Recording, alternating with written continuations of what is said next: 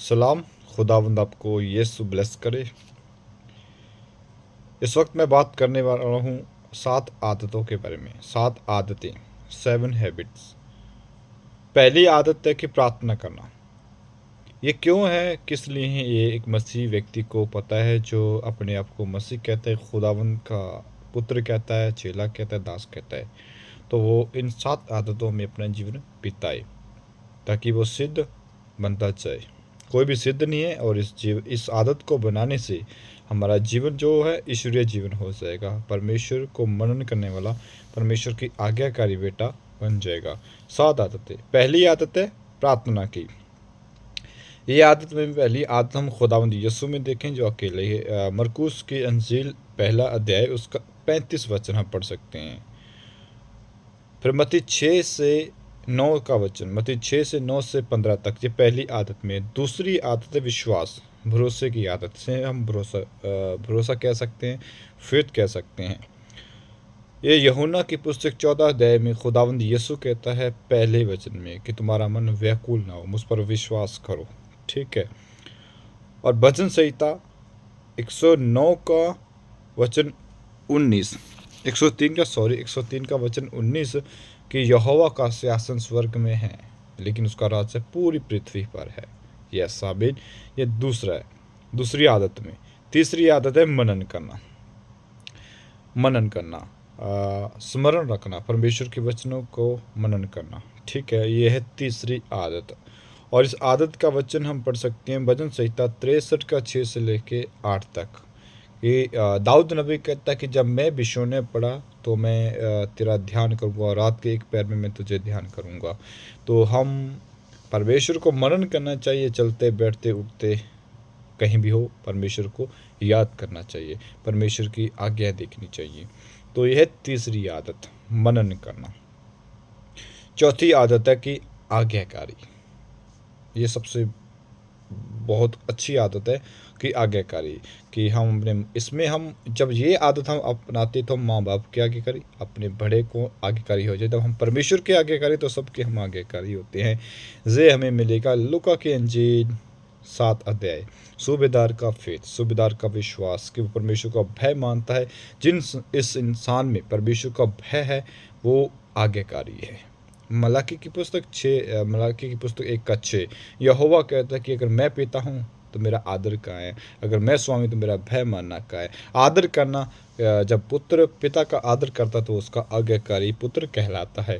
यह है चौथी आदत। इसमें हम वचन और भी जोड़ सकते हैं। व्यवस्था वर्णन 28 व्यवस्था वर्णन 28 भी पढ़ सकते, 27 पर पढ़ सकते हम। यह है चौथी आदत, आज्ञाकारी होना। पांचवी आदत है पवित्र आत्मा पर निर्भर रहना। पवित्र आत्मा पर निर्भर रहना, यह है इफिसियों की पुस्तक 5 का 18 वचन। 5 का 18 वचन। इसके बहुत खुदावंद ने गहराई से, खुदावंद के दास ने, संत पौलुस ने बहुत गहराई से वचन को बताया। पढ़ लेना, अब उसको मनन करना और खुदावंद यीशु पर विश्वास करना, क्योंकि वो कहता कि मैं राह और मार्ग और सत्य और जीवन हूँ। लूका के यूहन्ना के अंजील 14 का 6 वचन, कि मैं राह और मार्ग और सत्य हूँ। यीशु ही हमें, जिस पे हम निर्भर रह सकते हैं।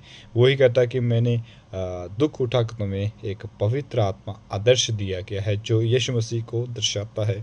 प्रेरितों की पुस्तक, संत प्रेरितों की पुस्तक में हम पढ़ सकते हैं पवित्र आत्मा जब उतरा तो वो खुदावंद यीशु के ऊपर निर्भर रह गए, पवित्र आत्मा पर विश्वास करने लगे। ये है पांचवी आदत। और छठी आदत है कि परमेश्वर को समय देना, परमेश्वर को दान देना। क्या दे सकते हैं परमेश्वर को? हम परमेश्वर को कुछ ना कुछ देना चाहिए।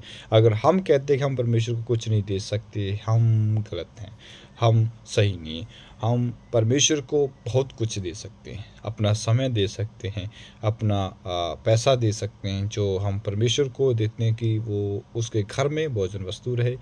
और जो लालची है उन्हें नहीं, जो परमेश्वर अपने दिल से अपने उत्तम भेंट देना। जैसे केन और हाबिल के बारे में पढ़ते हैं कि केन ने हाबिल की हत्या की, और परमेश्वर का वचन हम उस उत्तम भेंट को देख सकते हैं। मलाकी की पुस्तक 1 का 6 भी पढ़ सकते हैं कि तुम 6, 7, 8 में, उसमें आप पढ़ सकते हैं कि देना। और सेकंड कुरिन्थियों 9 अध्याय में कहते हैं कि जो कुछ दे वो अर्श से दे। आप जब भी आप दान देना चाहें तो अर्श से खुशी से दें। ये है छठी आदत। और सातवीं आदत है, अगर आप इन छः आगे जिनको आप पूरा करना चाहते हैं, 6 हैबिट को अपनाना चाहते हो, जो अगर सातवीं आदत आपके अंदर नहीं है तो आप मसीह भी नहीं हैं। यह है क्षमा करना। सबसे बड़ी आगे है आदत है कि क्षमा करना। मत्ती 6 के 15 वचन में खुदावंद यीशु ने अपने अपराधियों को क्षमा किया, तो हमें भी अपने दोस्तों से अगर छोटी अगर गलती किसी से होगी तो हमें माफ़ करना चाहिए। उन्हें हमें क्षमा करनी, क्योंकि खुदावंद यीशु ने हमें माफ़ किया है, हमारे गुनाहों को माफ़ किया, हमें भी माफ़ करना चाहिए, तभी हमारी प्रार्थना कबूल होगी। खुदावंदन आप इस आदतों को अपनाने में आपकी मदद करें। आप ब्लेस हो यीशु मसीह की जिंदा और पवित्र नाम में, आमीन।